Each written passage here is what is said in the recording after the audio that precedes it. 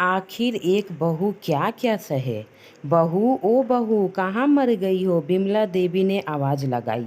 वह सभी सारा काम निपटाने के बाद नहाने के लिए बहू गई थी और सास की हर 2 मिनट में ऐसी आवाज़ सुनने की उसकी आदत सी पड़ चुकी थी। जरा सी नज़रों के सामने से हटी कि सास चिल्लाना शुरू कर देती थी। इस बार आवाज़ कुछ ज़्यादा तेज थी। बहू को लगा किसी से झगड़ा ना हो गई हो। उसने जैसे तैसे अपने ऊपर 2 मग पानी ढाला और कपड़े पहनकर बाथरूम से दौड़ते हुए सास के कमरे में पहुंची। अरे तुमसे एक काम भी ठीक से नहीं होता, बिमला देवी फिर चिल्लाई।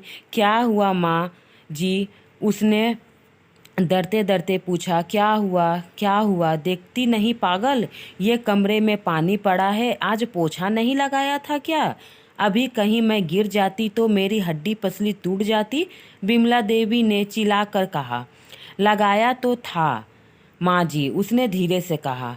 बहू ने तो यह कहा। कहाँ से आए हैं भगवान, तेरी तो किस्मत ही फूटी है जो ऐसी लड़की पर मेरा बेटा लड्डू हो गया। ना जाने कहाँ कहाँ से बड़े बड़े घरों से इसके रिश्ते आ रहे थे, लेकिन मेरे किस्मत में ये पगली बहू ही थी। अच्छा अब चलो जल्दी से इसे साफ कर दो, सास ने चिल्लाते हुए कहा। उसको पता था कि नहाने जाने से पहले ही उसने पोछा घर साफ किया और यह पानी जानबूझकर उसकी सास ने ही उसे तंग करने और ताना सुनाने के लिए गिराया है। फिर भी उसने बिना कुछ बोले गिरे हुए पानी को साफ कर दिया और अपने कमरे में आकर थोड़ा आराम करने बैठ गई और सोचने लगी, सास की चिल्ला परी अब कौन से काम के लिए बुलाने वाली है। बिमला सोची, उसके लिए यह कोई आज की बात नहीं थी। जब से वह शादी करके घर आई थी, उसके पति के ऑफिस जाते ही यह रोज का नियम था। आज किसी बात पर, कल किसी बात पर, बस उसकी सास को एक बहाना चाहिए था मुझे ताना मारने के लिए। अगर नहीं मिलता था तो वह बहाने खुद ही बना लेती थी। इस रोज रोज के किचकिच से अक्सर वह तंग आ जाती थी, पर कुछ पति के प्यार, कुछ सास की उम्र और कुछ घर की नई बहू होने की वजह से सब बर्दाश्त कर रही थी। उसे खुद ही समझ नहीं आ रहा था कि उसके खुद के वजूद में इतना परिवर्तन कब और कैसे आया। उसको यह भी याद नहीं कि कब उसके अपने घर में उसकी माँ या पिता ने कभी उसे ऐसे सुर में बात भी की हो। उसे तो याद भी नहीं थी। अपने कॉलेज और स्कूल के समय तो वह पूरी बिंदास लड़कियों में से एक थी। पूरे स्कूल या कॉलेज में कहीं भी किसी के साथ कोई गलत होती थी तो वह लड़ने के लिए सबसे आगे हो जाती थी। हर बात पे आगे रहती थी, आगे खड़ी मिलती थी। किसी के भी हक के लिए वह पूरे सिस्टम से लड़ जाती थी। पर आज अपने ही खिलाफ हो रहे हैं। अन्याय को चुपचाप सह रही थी। आखिर क्यों? सोचती थी, क्या यह शादी के मायने होते हैं, जब एक लड़की को अपने स्वाभिमान और सम्मान को एक नए परिवार की सूलों में चढ़ा देना पड़ता है? क्या यही शादी कहलाती है? शाम को पति के आने पर बहुत सारे बातें करने का मन होता था। एक दो बार कहीं भी थी, पर एक तो थके होने से वह इस पर ज़्यादा ध्यान नहीं देते थे और फिर अपने माँ के खिलाफ वह एक शब्द भी नहीं सुन सकते थे। उसकी माँ भी अपने बेटे के सामने उससे बड़े दिखलावे के साथ बात करती थी। ऐसा लगता ही नहीं कि इनके जाने के बाद मुझे परेशान करती थी मेरी सास। पर जैसे ही मेरे बेटे घर से बाहर निकलते थे, उसके तेवर ही बदल जाते थे, जो उसे समझ में ही नहीं आ रहा था। एक इंसान पल भर में दो तरह का व्यवहार आखिर कैसे कर सकता है? बेटे के रहने पे व्यवहार अलग, बेटे के जाने के बाद व्यवहार अलग। बिमला देवी को सबसे ज़्यादा तकलीफ तो उसकी शादी में मिले दहेज से थी, जबकि उसके माता पिता ने अपने हैसियत से बढ़कर उसकी शादी में खर्चा किया। लेकिन किसी किसी को हराम के खाने की आदत जो हो जाती है उसे हर चीज़ कम लगती है। आप उसे जितना भी दे दो। और उसके आने पर सबसे पहले उन्होंने घर की नौकरानी को छुट्टी कर दी और घर में उसके कदम रखते ही हाथों की मेहंदी का शायद रंग छूटने से पहले ही बाकी कामों के अलावा नौकरानी के सारे काम भी उसके ऊपर आ गए और बिमला देवी ने सभी को उसे एक नौकरानी से ज़्यादा कभी भी नहीं समझा। वह घर की बहू कम नौकरानी कुछ ज़्यादा हो गई थी। कुछ ऐसा ही जिंदगी कट रहा था उसकी बहू की। उसकी रोज़ कोई नया बिखेरा होता था और वह रोज़ शांतिपूर्वक उन्हें उन्हें संभालने की कोशिश करते हुए सोचती थी कि जल्दी ही उसे अपने पति और सास के साथ बैठकर शांति से इसका हल निकालना पड़ेगा। सबके साथ बैठकर बात करने का समय मिल ही नहीं पा रहा था। एक दिन वह रोज़ की तरह सुबह झाड़ू लगा रही थी, तब बिमला देवी अपने बिस्तर के किनारे बैठे मोबाइल देख रही थी।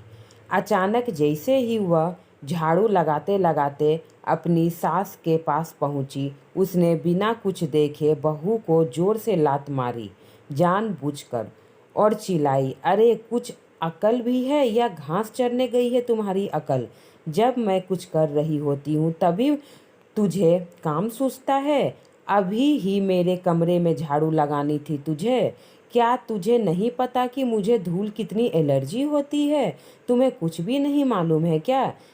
ये आज का नया बहाना था उसे तंग करने का, क्योंकि घर में रोज ही ऐसे ही काम होते थे और पहले कभी भी ऐसी कोई बात नहीं हुई थी।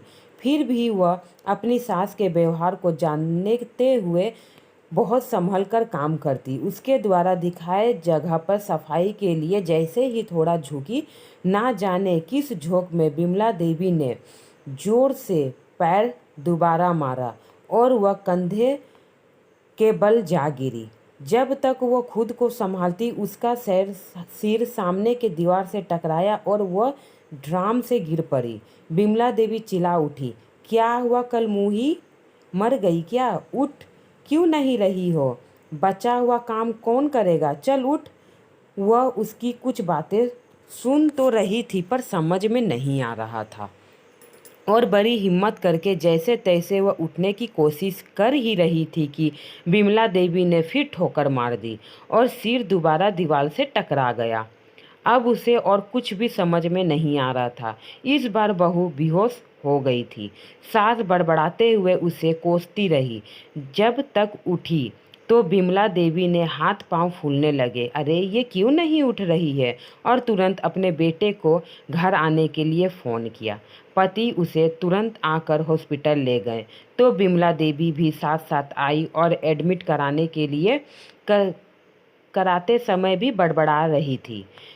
सब पता है इसके चरित्र का, सब करके कराने के लिए और मुझे तंग करने का नाटक कर रही है। इसके जैसे घर में कोई काम ना करना पड़े और हम सब इसकी सेवा करें। यूं तो उसका बेटा काफ़ी दिनों से घर में जो चल रहा था सब देख और समझ रहा था, पर आज माँ के ऐसे रंग ढंग देखकर कुछ ज़्यादा ही परेशान हो गया। लेकिन इस समय उसे अपने पत्नी की जान बचाने की पड़ी थी। डॉक्टर ने तमाम कोशिशों के बावजूद सिर के अंदर कोई नस फट जाने के से पहले तो वह कुछ दिनों कोमा में रही और अगले एक हफ्ता में उसने दुनिया को अलविदा कर दी।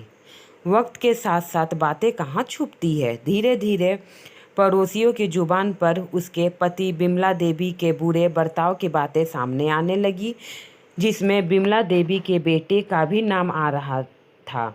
और जब उसको लेकर बातें कुछ ज़्यादा बढ़ने लगी तो उसने तंग आकर एक दिन बिमला देवी के इकलौते बेटे ने पंखे पर लटक कर सुसाइड कर लिया, क्योंकि उसके बेटे को लगता था कि मैं अपने बीवी का बात को अगर ध्यान से सुनता तो शायद वह आज दुनिया छोड़कर नहीं जाती। उसे लगा कि मैं भी मेरी बीवी को मारने में मेरा भी हाथ है। अब पूरे घर में एक दिन भर सन्नाटा रहता था। बिमला देवी कुछ दिनों तक लोगों को दिखाई नहीं पड़ी। वह अक्सर घर के अंदर से उसकी आवाज़ें सुनाई पड़ती थी। अरे कलमूही, कहाँ मर गई है? मेरे बेटे को भी साथ ले गई? चल जल्दी आजा बहू, घर बहुत गंदा पड़ा है, चल थोड़ा झाड़ू पोछा कर दे। मेरा बेटा कहाँ है? फिर उसे लाए गए रोते रोते उस घर से आवाज़ सुनाई पड़ती थी। बहुत अच्छी बहू थी, कभी शिकायत नहीं की। उसने कभी हॉस्पिटल में मेरा इलाज चल रहा था, मेरी वजह से उसका सिर फट गया। मेरा बेटा भी उसी के पास है, लेकिन अब तो वह ठीक हो गई होगी। अरे कोई तो उन दोनों को वापस ले आए।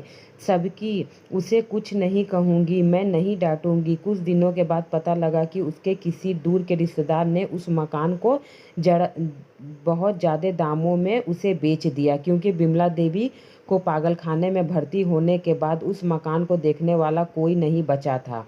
इसलिए कहते हैं अपने हद ना भूलें। आज बिमला अपने घमंड, अपने भाव की वजह से बिमला देवी ने अपने बहू और बेटे को खो डाला, खुद पागल हो गई। अच्छा खासा खुशी परिवार सब बर्बाद हो गया। फ्रेंड, मेरी यह कहानी आपको कैसी लगी? अच्छी लगी हो तो मेरे चैनल को सब्सक्राइब करें, मेरी कहानी को लाइक करें। अगर आपको मेरी कहानी पसंद आती है तो एक छोटा सा कमेंट करें और मेरा सपोर्ट करिए। चलिए मिलते हैं नेक्स्ट हिंदी कहानी के साथ। धन्यवाद।